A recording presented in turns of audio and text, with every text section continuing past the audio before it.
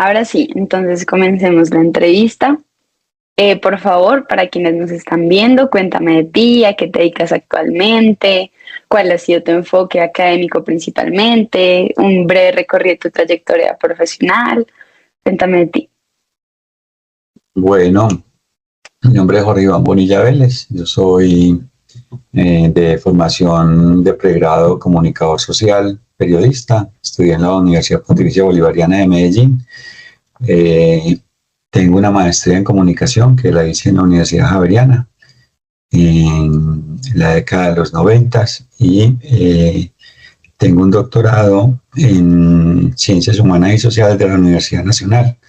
En la actualidad yo soy profesor de la Universidad AFIT en la Escuela de Artes y Humanidades.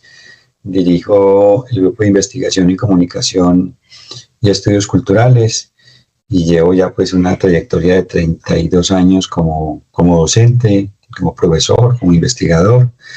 Mi carrera académica la inicié en la Javeriana, precisamente cuando terminé de estudiar mi maestría en 1994. Me vinculé a la Universidad Javeriana como profesor de la Facultad de Comunicación y Lenguaje. En ese momento se estaba transformando la entonces Facultad de Comunicación a la Facultad de Comunicación y Lenguaje. Quien era el decano en ese momento era pues el padre Joaquín Sánchez, y desde 1994 hasta el año 2006, fui profesor en el Departamento de Comunicación y allí desempeñé pues varios roles. Fui 4 años, entre el 2001 y el 2005, editor de la revista Signo y Pensamiento. En ese momento también dirigía, entre el 2000 y el 2006, dirigí la maestría en comunicación y por esas mismas fechas dirigí el grupo de investigación Comunicación, Medios y Cultura, que es el grupo del Departamento de Comunicación. Y bueno, yo trabajé 12 años en la Universidad Javeriana, estuve 2 años como estudiante, fueron 14 años de mi vida académica ya en la universidad. Ya en el 2006 pues me regresé con mi esposa, con mi hija menor y con la otra hija, con mi hija mayor y con la hija menor en la barriga de la mamá. Nos vinimos para Medellín porque pues somos de acá, entonces nos regresamos para la ciudad. ¿Y qué trabajo yo? Pues yo trabajo temas de comunicación y cultura, trabajo también asuntos relacionados con la comunicación política, que es la camiseta que más me pongo aquí en la Universidad de AFIT, pero en la Javeriana la camiseta mía era más como en términos en asuntos de comunicación y cultura. También trabajo estudios visuales, bueno, asuntos relacionados también con la historia de la comunicación, en fin, pues muchas cositas a la vez, pero bien, ya estoy a puertas de mi retiro, de mi jubilación. Entonces, bueno, ya ese ha sido como brevemente como el recorrido mío. Sí, una trayectoria tremenda. Y entonces, ya me contaste, digamos, en qué periodo estuviste en Signo, que eras el editor de la revista, pero digamos, ¿cómo funcionaba la revista? ¿Cómo era el proceso de selección de artículos? Porque me imagino que en ese momento la revista se imprimía. Entonces, ¿cómo funcionaba eso? ¿Cómo era el equipo en esa época? Cuéntame un poco de tu experiencia. Sí, Signo y Pensamiento tenía, a partir del número 29, que estamos hablando de 1996, Signo y Pensamiento empezó a mejorar sus procesos y sus políticas editoriales. Antes del número, desde el 29 hacia atrás, pues la revista tenía una editora que era Ana María Lalinde y tenía un consejo editorial, que en ese momento eran Gabriel Alba y Omar Rincón. Pero a partir del número 29 la revista pasó de unos asesores editoriales a un consejo editorial que lo conformamos varios profesores. Yo empecé a ser parte de la revista Signo y Pensamiento como como parte del comité editorial y también como autor, porque pues hasta el 2006 escribía con frecuencia. Y en ese momento pues la revista era una revista que todavía MinCiencias, o lo que era en ese entonces Colciencias, no había implementado el sistema Publindex. Entonces la revista estaba indexada en algunas bases de datos, en la base de datos de la UNESCO, en la base de datos, algunas bases de datos que gestionara María Lalinde, ¿cierto? Pero entonces en ese momento pues los procesos que hoy en día demanda una revista, y a partir del año 2003, que fue cuando nosotros empezamos a ser parte del Publindex de Colciencias y ahora MinCiencias, pues la revista tuvo que ajustar mucho su política editorial. Tuvimos que empezar a tener pares evaluadores, porque antes de eso la evaluación la hacíamos nosotros. Tuvimos que ser mucho más rigurosos en los tiempos de publicación. Esta es una revista que se continúa publicando dos veces al año, semestral. Tuvimos que implementar el consejo académico, el consejo científico, que es diferente al comité editorial. En fin, tuvimos que ajustar en el año 2003 una serie de procesos por cuenta de que la revista se clasificó en el sistema de Publindex como revista reconocida y como revista clasificada, lo cual le generó a Signo y Pensamiento pues unos mejores niveles de calidad académica, y entró pues como en este nuevo marco en el cual las revistas académicas están, que es todo este asunto de la indexación nacional y la indexación internacional. Como antes de eso, pues como te digo, la revista siempre tuvo una gran calidad y una gran periodicidad, no se atrasaba, era muy juiciosa. Signo y Pensamiento siempre ha tenido, o al menos hasta estas épocas, tuvo un papel muy importante como de ser un espacio, un escenario de discusión de los temas de la comunicación en América Latina. Signo y Pensamiento publicó en su momento a los mejores y a los investigadores top del continente, incluso de Iberoamérica también, en una época en la que quizás había menos investigación empírica, pero el nivel de reflexión, de calidad, de conceptualización, de reflexividad teórica era muy poderoso. Uno mira esas épocas de Signo y Pensamiento y encuentra muchos marcos teóricos elaborados por grandes investigadoras e investigadores del continente, que esa era un poco como el ethos de la revista, ser un espacio de discusión y debate. Ya a partir del año 2010 hacia acá, pues la revista empezó más en un entorno de lo que son hoy los journals y las revistas, que publican mucha investigación empírica, pequeños trabajos, en fin. Entonces, pero bueno, eran otras épocas, y esas fueron las épocas que nos tocaron a nosotros. Pues como te digo, yo estuve al frente de la revista en los números 40. Yo tomé la edición de la revista en el número 40 y la dejé en el número 46, porque a partir de allí la tomó Eduardo Gutiérrez un tiempo breve, antes de que la volviera a tomar Marixa Ceballos. Y era un equipo editorial muy bueno, pues profesores muy potentes, trabajábamos en equipo,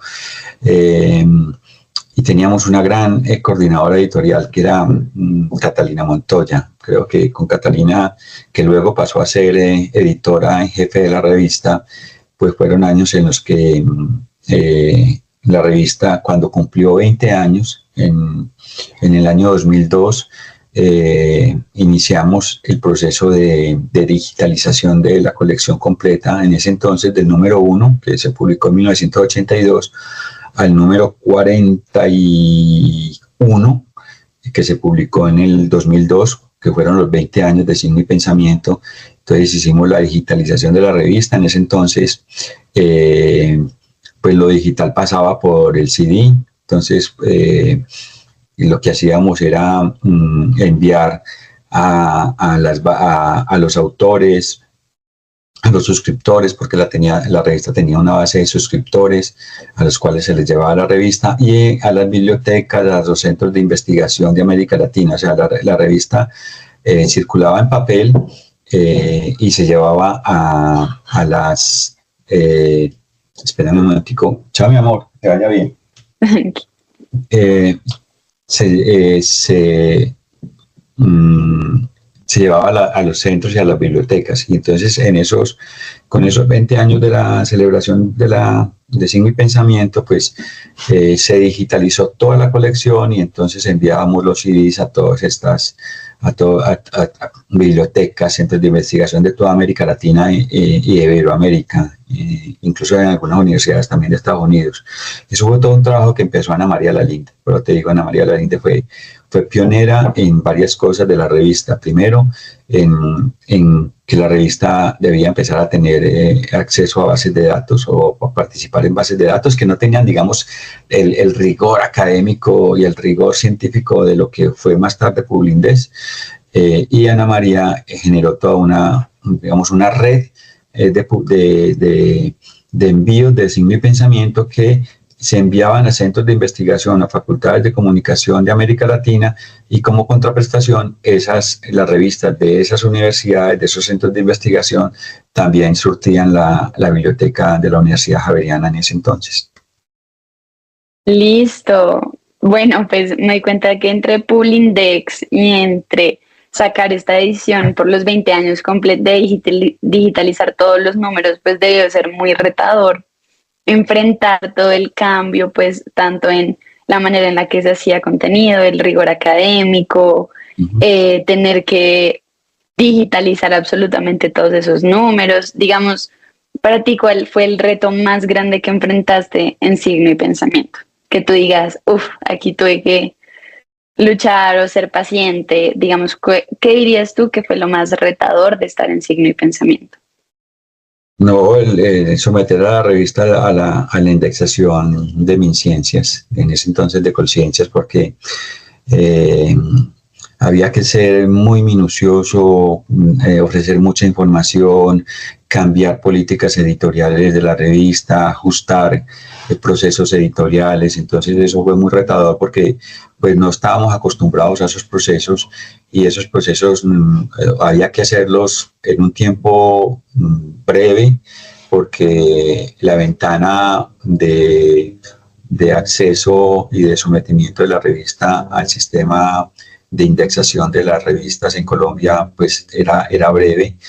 Afortunadamente, como te digo, contamos con un buen equipo editorial y con el trabajo, porque era una hormiguita en ese entonces, de Catalina Montoya, que pues yo creo que ni dormía, porque el trabajo de indexación fue muy fuerte, fue muy fuerte y muy rápido, y eso a la vez pasó al mismo tiempo del proceso de digitalización. O sea, a los 20 años de la revista nos llegó con esos dos grandes retos. La digitalización también, pues estamos hablando de hace 20 y 23 años, pareciera que fuera poco, o que fuera mucho, pero en ese momento pues la digitalización era un proceso que estaba comenzando. Incluso también en esos años empezamos con el sitio web de la revista. Hace 23 años empezamos. O sea, la digitalización de Signo y Pensamiento nos llevó también a la necesidad de que Signo y Pensamiento empezara no solamente a ser publicada en papel, sino que a ser publicada digitalmente. Y ahí el sitio web fue fundamental. O sea, hace 23 años, como te digo, en el año 2022, ya 2023, también porque será una exigencia del Publindex, tener el sitio web, o sea, tener la revista digitalizada. Entonces, eso fueron grandes retos, pero también grandes satisfacciones. Claro.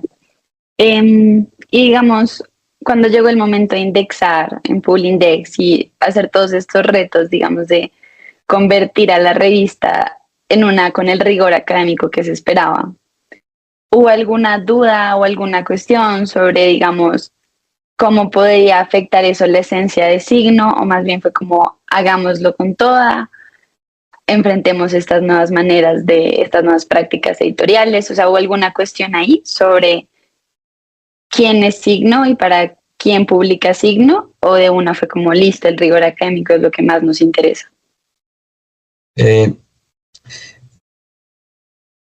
Pues el rigor lo tuvimos siempre.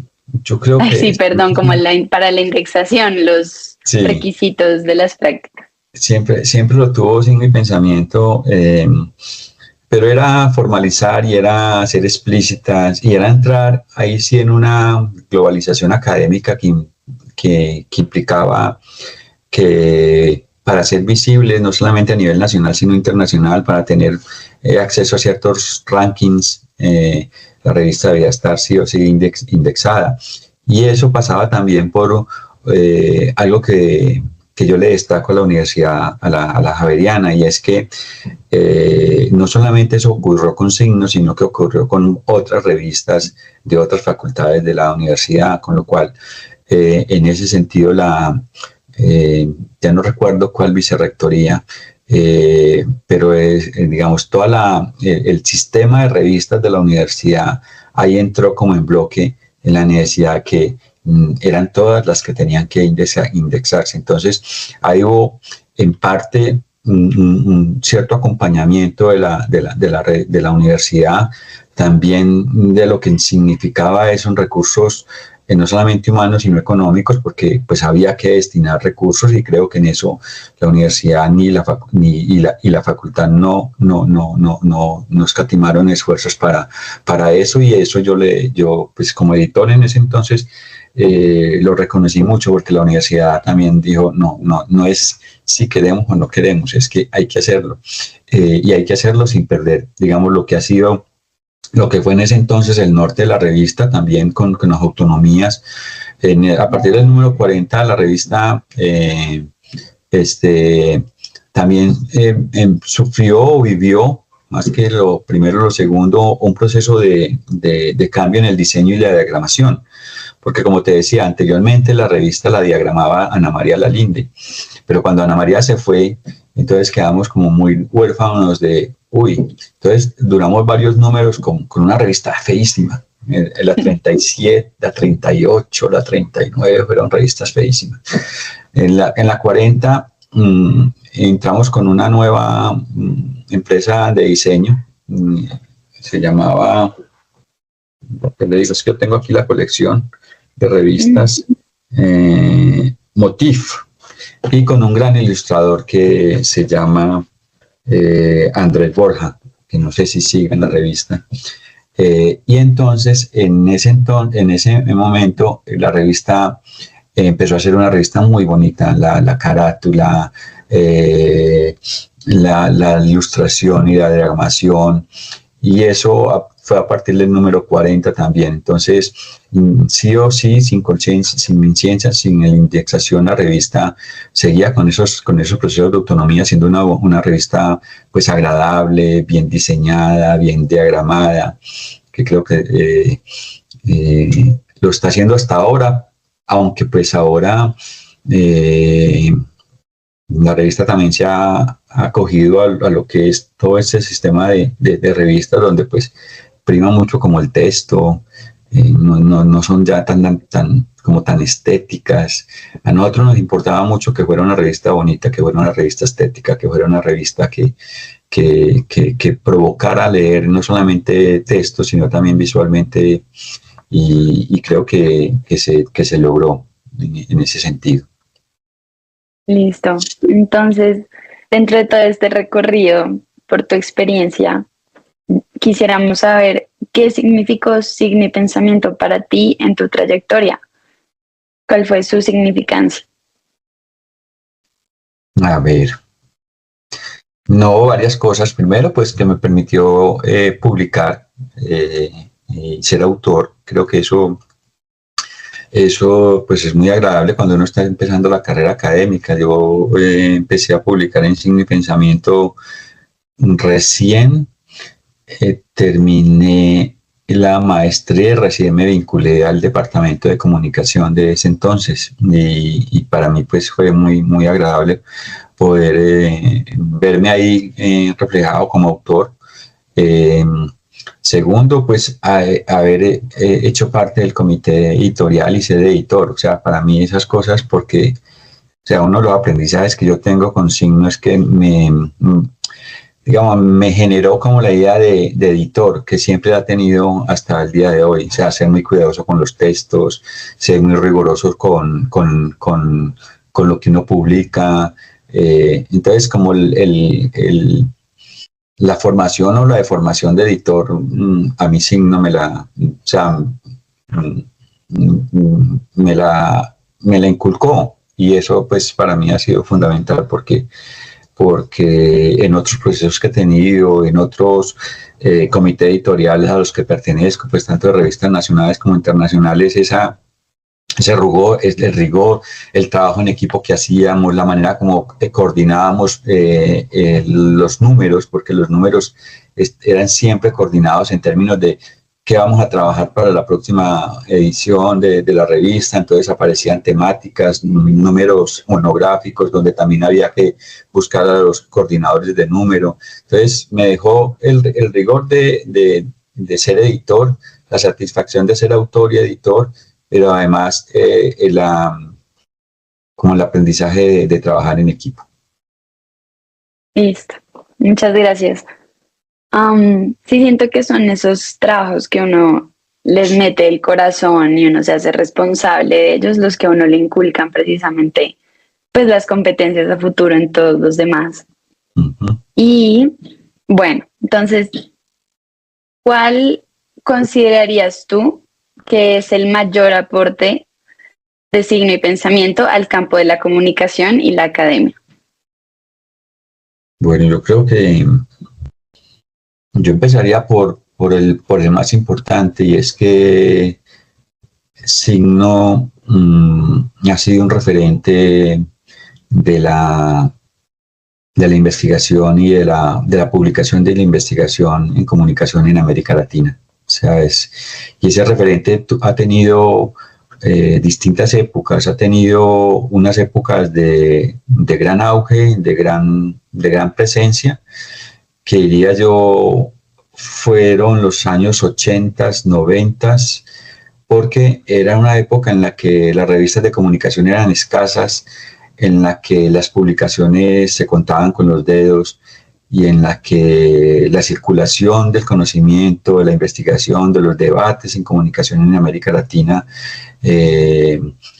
no tenían esos circuitos que son los circuitos que hoy tenemos hoy a partir de todo el giro digital.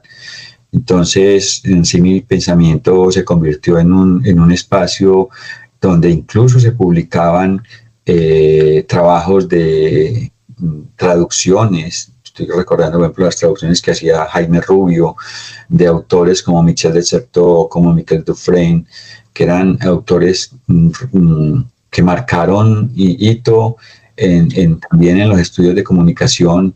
Por supuesto, Jesús Martín Barbero. Entonces, Germán Rey, y Signo recogía esas publicaciones de ellos, que en algunos casos eran ponencias, porque era una época en la que el conocimiento circulaba por revistas y por ponencias, por congresos, por eventos académicos. Y entonces esos eventos académicos, pues a los grandes investigadores e investigadoras, pues se convertían en artículos, y Signo y Pensamiento los publicaba. Y como te digo, o sea, si tú miras, por ejemplo, los 20 años, cuando cumplimos 20 años, en la revista hay un artículo de un investigador español de apellido Jones, que habla de los aportes de Signo y Pensamiento en esos primeros 20 años de la revista, y un poco de eso que él escribe refleja lo que fue la revista, o sea, un espacio de discusión, de debate, de una revista referentísima en el continente, porque bueno, no eran muchas las que había. Y ya a partir de la década del 2010 hacia acá, pues la revista ha tenido ya como otra dinámica. Pues a mi modo de ver, y esto hay que decirlo, creo que la revista perdió mucho su lugar de referencia. Creo que ahora una revista como Palabra Clave de la Universidad de La Sabana, incluso en la manera como la revista ha entrado a ser parte de los cuartiles, creo que Signo y Pensamiento, o sea, creo que Signo y Pensamiento tiene todo porque hace parte de una facultad poderosísima para hacer una revista que ya no se publica semestralmente, sino trimestralmente, o sea, un poco como la lógica que están publicándose hoy las revistas en el mundo. Y creo que ahí ha perdido tracking la revista, ha perdido fuerza, porque no es ya la revista de referencia en investigación en comunicación en Colombia y en América Latina. No sé si me desvié de lo que... No te preocupes. Ha sido, pero tuvo un fulgor grande, o sea, yo creo que ese fulgor está dormido. Hoy en día se publica distinto, hoy en día lo que uno ve un poco, yo pues sigo siendo parte del comité científico de la revista, pues sí, yo siempre miro Signo y Pensamiento cuando sale, incluso veo que en ocasiones ha perdido la periodicidad, o sea, se publica tarde, y cuando yo veo los números, hay veces veo que son artículos, pero bueno, son artículos de investigación, son artículos empíricos, son artículos que están hechos con la lógica de los journals hoy en día, pero son artículos como sin peso en la cola, son artículos que uno dice... Entonces, pero eso no es un problema solo de Signo, es un problema un poco de lo que está ocurriendo hoy en el mundo académico de la publicación. Yo hago parte ahora del comité editorial de la revista de la Universidad de Guadalajara, Comunicación y Sociedad. Aún esa sigue, yo veo un poco, yo comparo cómo son los artículos en una y otra, y uno quisiera que Signo tuviera más fuerza, o sea, artículos más potentes, pero bueno, el mundo académico ha cambiado y pues eso es lo que tenemos también. Ok, listo, siento que es una perspectiva pues que no había considerado antes. Digamos, para seguir con eso, ¿por qué crees que ya no hay como estos artículos con tanta fuerza en el mundo académico? O sea, es un tema de los autores, es un tema de la academia, o sea, ¿por qué ya no surgen estos artículos? ¿Y qué consejo le darías a Signo para recuperar un poco más ese estatus de la revista referente en Latinoamérica? Igual Signo sigue teniendo mucha fuerza, pero claro que comparado con antes sí se puede notar un cambio. ¿Qué consejo nos darías como revista? Bueno, yo diría que es hora de que la revista pase de ser trimestral, de ser bimestral, de ser bianual a ser cuatrianual. Lo tiene todo. Dos, seguir fortaleciendo, no sé si valdría la pena retomar un poco esas números o esas convocatorias monográficas de temas con autores, porque yo creo que estoy viendo así no muy cajón desastre, donde cabe todo, o sea, lo que llega se va publicando. Entonces no sé si apostar también por monográficos en una época donde pues las redes académicas son mayores, la publicación es mucho más fuerte. Podría también fortalecer estos aspectos de la publicación. Creo que también Signo podría tener un papel importante en retomar como discusiones en torno al campo de la investigación, qué ha pasado, o sea, cómo ha cambiado, porque pues los grandes y las grandes maestras y maestros han venido muriendo, ya no los tenemos. ya no, pero un poco como la trayectoria del campo de investigación y comunicación en Colombia, en América Latina, Signo lo tiene y valdría la pena generar como esos espacios también de discusión en la revista. Cuando tú me preguntas qué pudo, lo que pasa es que hoy, ¿por qué puede o no ser ya referente? Porque es que también los géneros han cambiado. Anteriormente Signo publicaba ensayos, y eran los ensayos de los top en ese entonces, de Jesús Martín, de Márquez de Melo, de Ana María Mata, María Cristina Mata. O sea, uno ve el elenco de autores y de autoras que participaban en la revista, pero fíjate que muchos eran ponencias que daban, que nosotros las convertíamos a artículos. Entonces primaba mucho el ensayo y la reflexión. Hoy en día prima el paper. Entonces, cuando uno está indexado en un ranking de estos y tiene que mirar el número de artículos que sopesa para que sean medidos en el sistema, ¿cierto? Entonces uno dice, bueno, ¿cuántos artículos de investigación hay? ¿Cuántos artículos de reflexión de investigación hay? Entonces los ensayos han ido perdiendo la fuerza porque ya no se publican ensayos, ¿cierto? Entonces cuando uno ve eso, dice, claro, hoy en día el género que domina en la publicación es el paper. Y es el paper que muestra una metodología. Entonces hay una gran tiranía de la metodología, del método, porque es el método el que nos va a permitir abordar un objeto de estudio, y ese objeto de estudio hay que mostrarlo con resultados, y esos resultados básicamente no lo da. Entonces, creo que el ensayo ha perdido fuerza,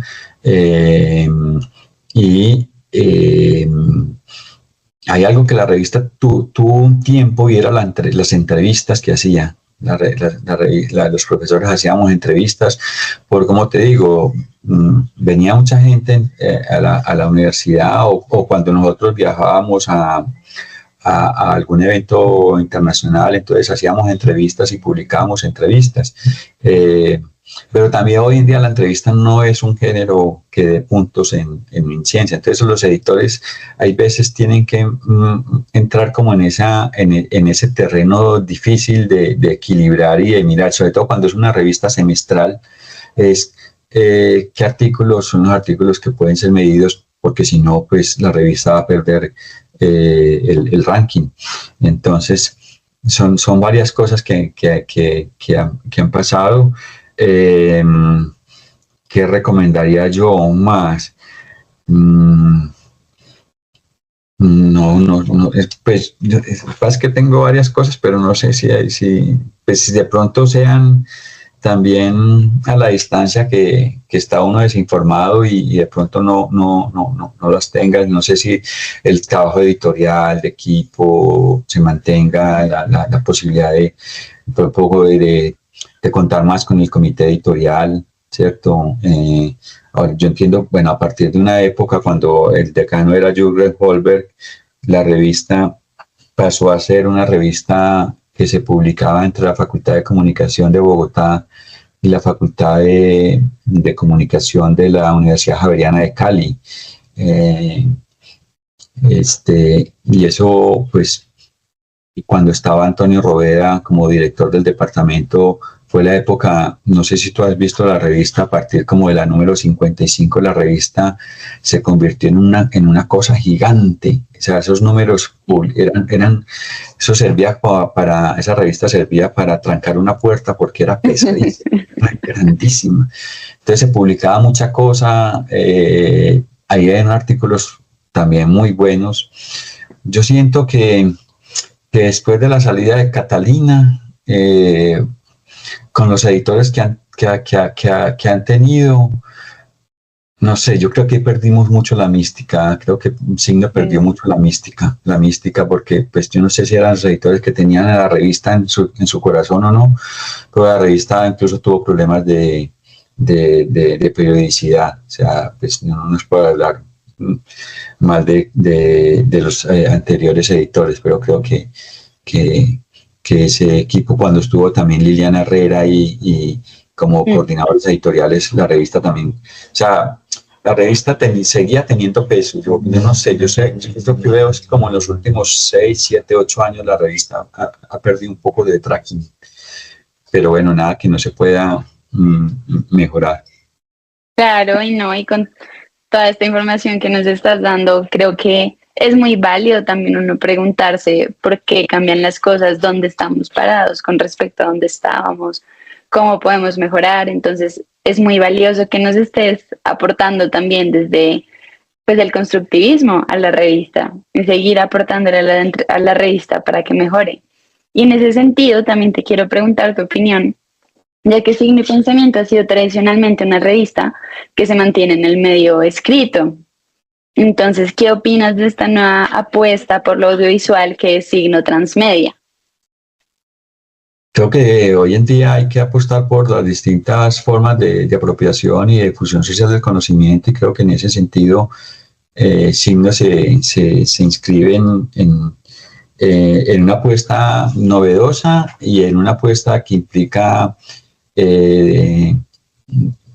difundir y usar el conocimiento utilizando distintas estrategias, y aquí lo digital es clave, lo transmedia. De hecho, algunas revistas lo vienen haciendo, por ejemplo, de una manera algo clásica, que los autores, por ejemplo, Comunicación y Sociedad, que es la revista en la que yo hago parte del comité editorial, está haciendo podcasts con los autores. Los autores hacen un pequeño reel de lo que habla su artículo, entonces lo transmiten a través de sus redes, no en el sitio web tanto de la revista, sino en sus redes sociales, y creo que en ese sentido Signo se inscribe como en esa posibilidad, que a mí me parece muy interesante, porque es contribuir a la difusión del conocimiento y a la apropiación social del conocimiento a través de otros géneros, de otros formatos, y las redes sociales hoy en día son claves para eso. Sí, hemos reconocido que los medios digitales ya son algo obligatorio. O sea, ya es algo que, como la digitalización de la revista en el pasado, ahorita meternos en contenidos de redes sociales y digitales también es algo que toca. Y en ese sentido, ¿cómo crees que uno puede garantizar, digamos, una buena difusión del conocimiento con rigor académico, que sea ética, pero manteniendo el atractivo para audiencias más amplias? O sea, ¿cómo se puede mantener una buena difusión del conocimiento, pero que también sea atractiva para estas audiencias que buscan mucho más rápido el consumo de contenido, que a veces no nos detenemos a reflexionar sobre lo que vemos? ¿Cómo ves tú esa dualidad? Incluso yo la veo como un vínculo, como algo que no necesariamente es dicotómico, porque la revista en su gran núcleo pues sigue siendo publicada, pues ya no en papel, digital, y ahí está la revista, digamos, para los académicas y académicos que tienen en la revista pues un referente para mirar por dónde está la investigación en sus objetos de estudio, por dónde va la discusión, etcétera, etcétera, y ahí está la revista. Pero para esos otros públicos o para esas otras audiencias en las cuales pues la revista necesita también trabajar en un cierto refrescamiento de cómo contamos los contenidos de otra manera, o cómo ayudamos a enganchar a audiencias con esos contenidos, mostrando como elementos que sean interesantes, o que sean como pequeños spotlight de lo que tratan los artículos, de temáticas que incluso la revista está movilizando en torno al campo de la comunicación, y que quizás necesariamente no hagan parte del core de artículos de un determinado número de la revista. Creo que eso es interesante, porque digamos, claro, ¿y eso qué implica? Pues eso implica no solamente recursos, sino un equipo estable, y que pueda ir y ir trabajando en esos otros formatos que uno a veces cree que son sencillos, pero son los más difíciles de hacer, ¿cierto? Entonces eso implica también un muy buen trabajo en equipo y, y si yo no lo veo, no veo ahí como el riesgo de que se pierda la calidad académica, porque la calidad está ya en los artículos. Lo que yo veo es una gran ganancia en cómo promocionar esos artículos y en cómo generar interés en esos artículos, en esas temáticas, en esos debates que propone la revista, a partir de otros géneros, de otros formatos que pueden ser muy interesantes. Listo, muchas gracias por tu respuesta. Entonces ya estamos llegando al final de la entrevista y quisiera saber, digamos, esta pregunta puede ser muy amplia, pero nos interesa ya a ti personalmente, ¿cuál ha sido el mayor aprendizaje en tu carrera como editor, autor, comunicador, investigador? ¿Cuál ha sido el mayor aprendizaje que nos quieras compartir? ¿Qué has aprendido? Si lo tuvieras que resumir en una corta frase, el mayor aprendizaje que has tenido a lo largo de tu carrera. Responder a tiempo. Responder a tiempo. Como editor de la revista y ahora como integrante de comités editoriales, pero sobre todo hay algo que yo aprendí, y como profesor y como director de la maestría y como todo, y es la fuerza que hay en responder a tiempo y en responder en responder, decir, en dar una respuesta a tiempo, buena o mala, pero en el caso de la revista, por ejemplo, el editor era responderle a los autores a tiempo y ser muy claro con los autores, porque si hay algo que los autores echan de menos y es esos grandes vacíos de no saber qué pasó con su artículo. Entonces eso yo lo aprendí en la revista y lo llevé a mis clases y a los campos que he tenido o a los roles que he tenido de administrar programas o departamentos, y es decir, responder a tiempo, es comunicar a tiempo, es mantener siempre la comunicación con el otro, o sea, y en eso, por más académico, por menos académico que no sea, eso sí para mí se me imprimió como un sello, a responder a tiempo,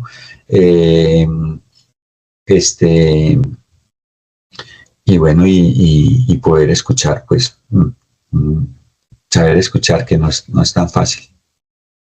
Listo, muy importante. Nunca no había considerado esa posibilidad de responder a tiempo y me parece de hecho un aprendizaje pues muy valioso, que en cualquier ámbito, carrera, trabajo se necesita, pero aún más en el camino editorial.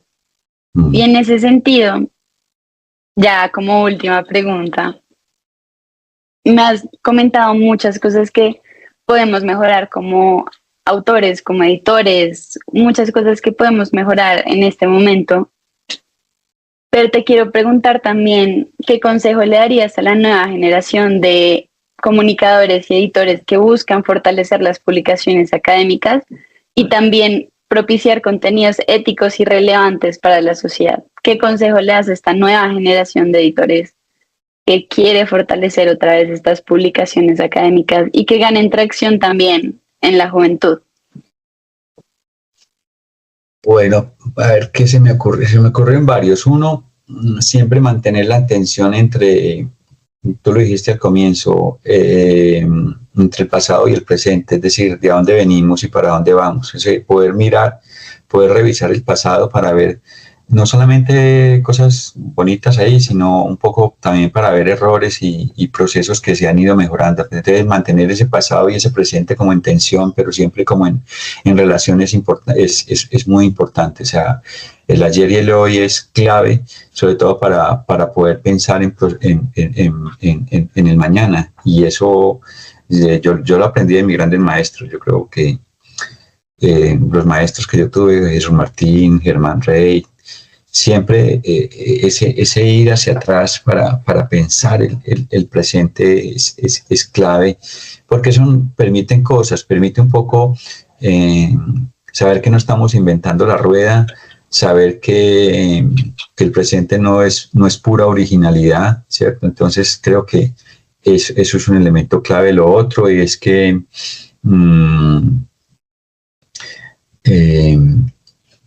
hay una serie de prácticas depredadoras en el mundo académico, y esas prácticas depredadoras que posiblemente no las ubique Turnitin o no las ubique la inteligencia artificial, un poco del arribismo académico, el publicar a toda costa, el saltarse un poco como estos etos asociados con la solidaridad, con el colegaje. A mí particularmente me molestan mucho, me molestan demasiado, pues como estas prácticas depredadoras, no de las revistas depredadoras, pues que hay que pagar por ellas, que también, sino esta nueva forma de que creo que el mundo académico post pandemia y estas nuevas generaciones lo están viviendo, porque lo estoy viviendo con mis colegas más jóvenes, y es el individualismo tan grande que siento, o sea, un individualismo en el que cada quien va por lo suyo, centrado en escribir artículos para Q1, pero no sé si esa sea como la ruta, porque perdemos la dimensión de poder estar conversando, debatiendo con otros. Creo que anteriormente vivíamos en una academia que se publicaba menos, pero no sé si yo creo que se debatía un poquito más o se trabajaba en equipo un poquito más. Creo que los tiempos que estamos viviendo también por estos procesos donde a los profesores y a los investigadores pues se les paga por producción.